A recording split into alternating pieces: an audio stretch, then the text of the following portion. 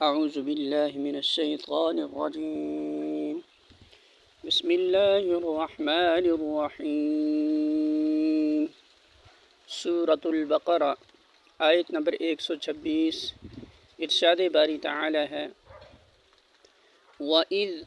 اور جب قال کہا ابراہیم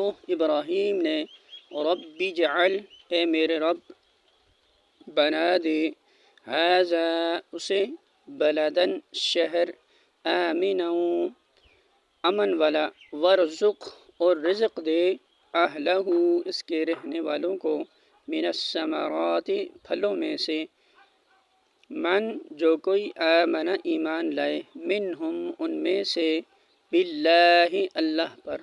والیوم الآخر اور آخری دن پر قال فرمایا ومن اور جس نے کفر کیا